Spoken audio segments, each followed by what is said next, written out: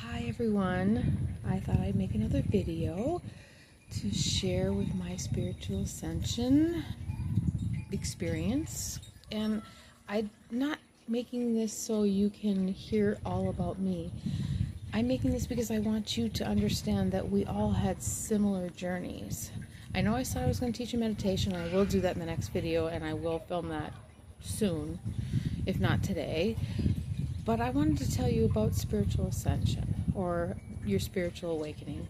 Basically the same thing. What it is when you start going through it, and I'm sure you've already well on your way, but maybe you don't know that you were. My first experience was I started seeing reality. I started seeing the world for what it really is, not what I made it to be, what I thought it should be. I initially thought that the world was a family of four with the white fence, and dad goes to work and mom stays home and takes care of the kids. And it didn't quite turn out that way for me. I didn't get that. I got the two kids, but the man didn't provide as well as he should. And I went to work and I provided for the family. And then I quit my job. And I said, enough is enough. I don't want people raising my kids when I got pregnant with my second one. So I quit my job. And all of a sudden, I wasn't in their world anymore. I was home. And I had to cut lots of corners. We shopped at the thrift stores and stuff like that. We didn't buy too much.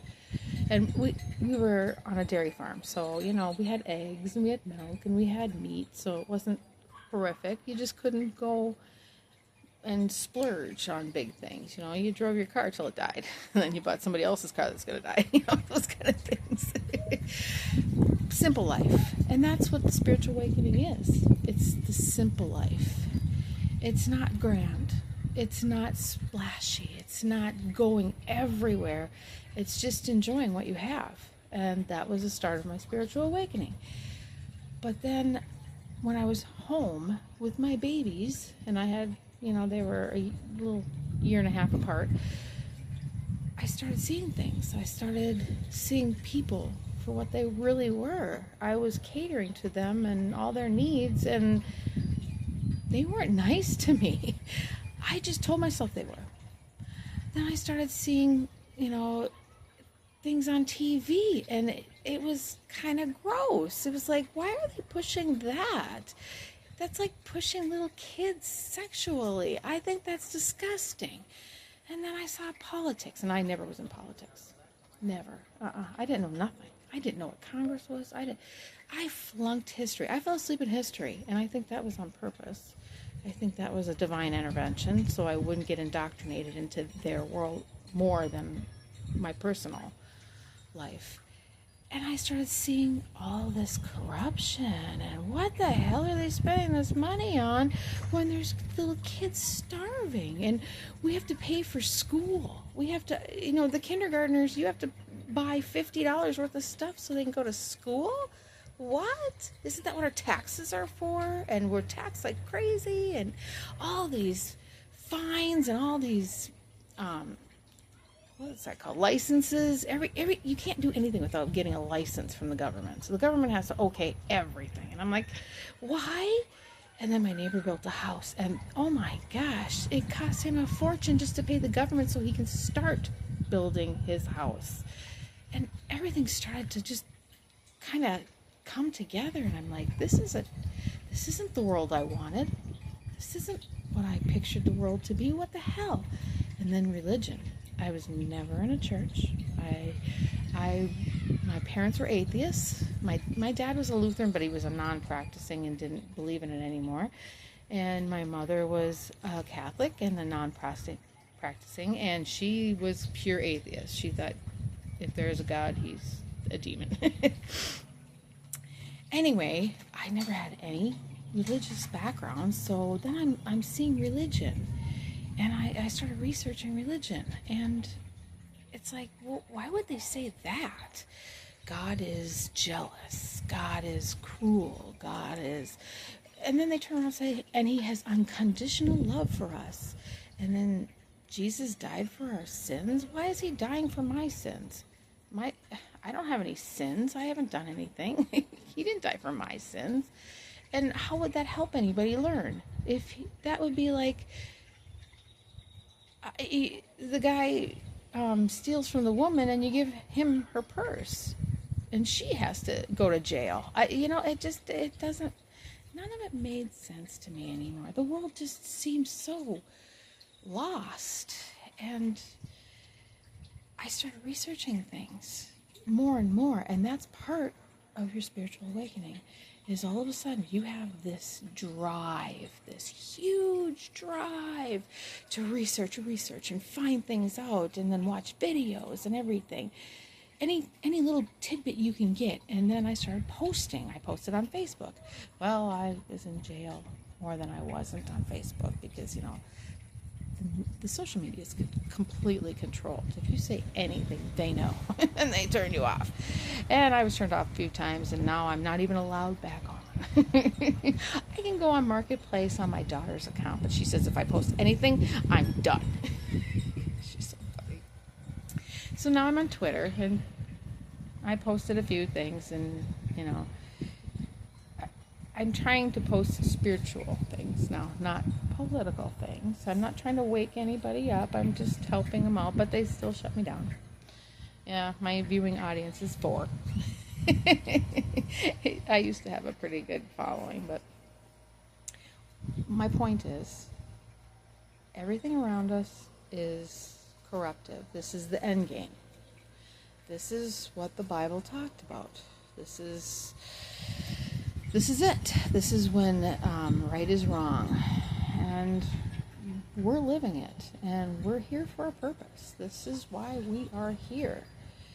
So we had to enter their world. And we had to learn their ways. So then we can help them when it's time. And it's not time yet, but it's very close.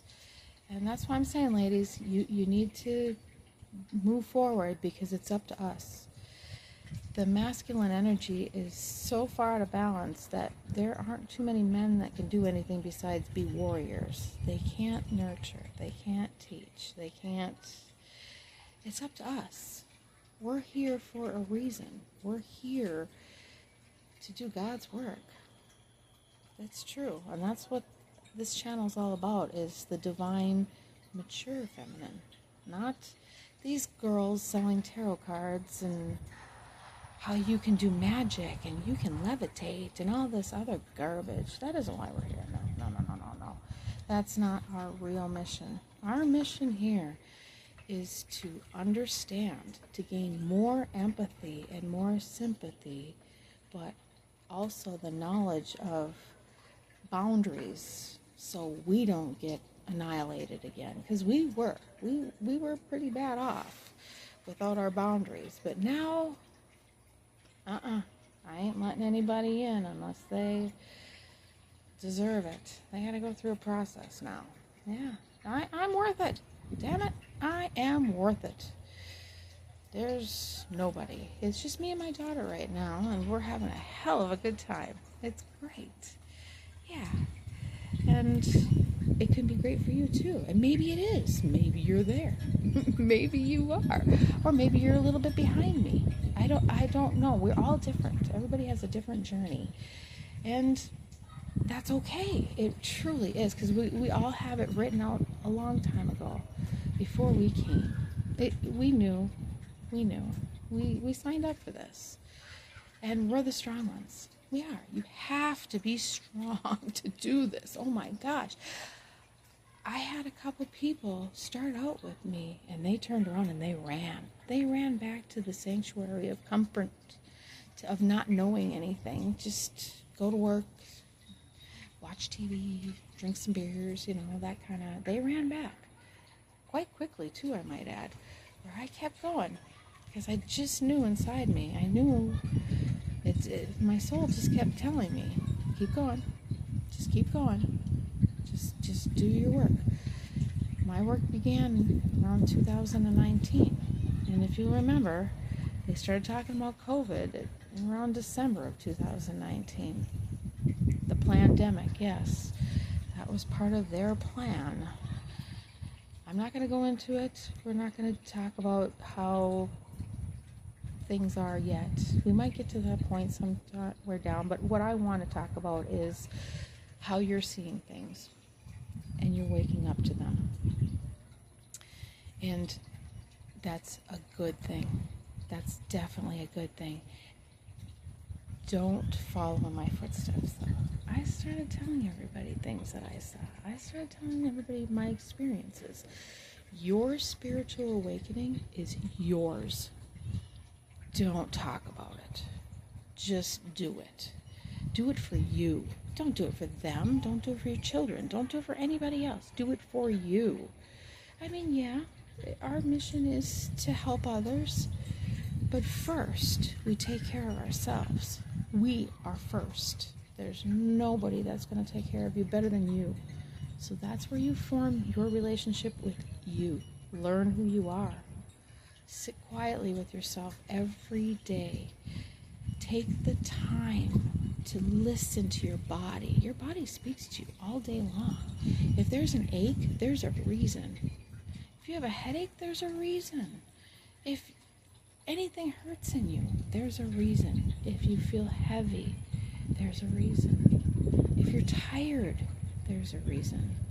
Ascension is very tiring, so don't start running to the doctor. I'm not telling you not to go to the doctor if something major is happening, but as part of Ascension is heart palpitations. Part of Ascension is body aches, excessive fatigue, where you don't feel like you can get out of bed. If you can't, if you have that option, take it. Sleep. Your body needs it. It's going through a lot of changes. That's what Ascension is about. We're not only ascending mentally and emotionally, we're ascending physically too. Frequency is raising on Earth, and that's changing our bodies. Our bodies can't take the frequency without changing. So we are all changing. This is a huge ascension. This is God's plan. This is what He meant to do to bring us back to the heart and get us out of the fear, because that's what everybody's running on right now is fear. Fear of losing control, fear of not having power, fear of not being good enough, fear of not being worthy for anything, low self-esteem. I mean, it's all fear-based. And we're leaving that and we're getting into the love. And that's why we're leading that. We're going to have a major part in that. So take the time to sleep if you can. And like I told you before, cry. Cry anytime you can. That is the best release there is. I can teach you how to breath release, but it doesn't do nearly as good as crying. And if you're just starting out or if you're in the middle, crying is what you need to do. Towards the end where I'm at, it's a little more, you can do breath work to release the negative energy out of you. Because we're just beings of energy, and that's what we're holding on to. Your nervous system stores the energy. That's where it goes. It goes right in your nervous system, and then you go into fight or flight all the time. I have been fighting that for quite a few years now. 3-4 years I've been trying to get out of fight or flight, and I go back in all the time because my nervous system is attuned to it. So I have to mentally be aware of what I'm doing and how I feel, and I have to come out of it. And I'll teach you how to do that too. You're always stiff, you're always rigid, you can't relax, and you have 1,000 thoughts running through your head. That's where I was. I'm no longer. I worked my way through it. I talked it out. Everything that happened to me, I talked out. I talked it out. I cried it out. I punched it out. At one point, we made a pillowcase. My daughter's doing it with me. And we made a pillowcase of her father's face. And we punched the hell out of it. We took sticks to it. We threw rocks at it. We screamed at it. And boy, that really released a lot. We hung it from a tree. We put sand in it and hung it from a tree because he did us bad, and we needed to release it. And now we don't think of him anymore. He does not haunt us. We don't have any ill will towards him. We wish him the best. We do. We truly do.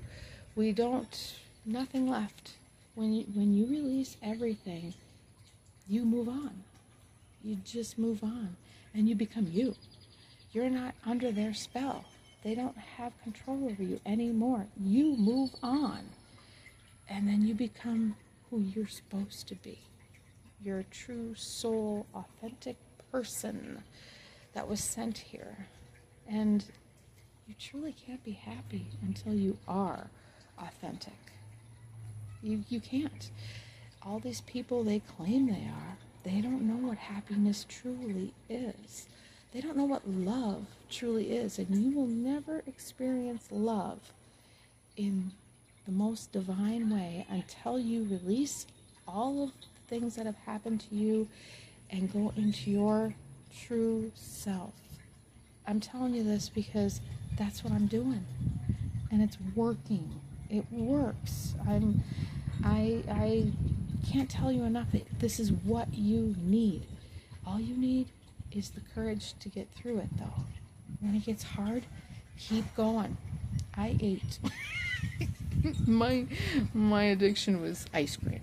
So I gained 30 pounds while I was going through this, and I'm still having a hard time losing. I haven't lost anything yet, but I'm not gaining anymore anyway. And if you do that, so what? Because you're going to lose it. You know, you don't want to go too far into alcohol and drugs and that stuff, because when you do that, your ascension stops. Because that's one of the distractions that you can't just make it through. You know, your ascension stops there, and then it doesn't start until you're cleaned up again. So be careful what you use for a crutch. Go to the ice cream like I did. Yeah, ice cream, and I love those raisins, those little caramels with the chocolate on the outside. Yeah, I like them too. Anyway, I guess that'll take care of it for today, and make sure that you're doing it for you. Don't do it for anybody else. Just you, because you are worth it. You are important. You are. God loves you. You might not feel it all the time. I was so mad at him. Oh, I was so mad at him at so many different times. I screamed and yelled, "What the hell are you doing to me?" But then you move on and you move forward, and then you feel it again. Then there it is. After those dark nights of the soul, as they call them, sometimes they're like a week long. It's terrible. And then you'll just come out, and you'll feel the energy again, and you'll feel better, and it'll be relieving, and then you'll be like, okay, yes, I love God again.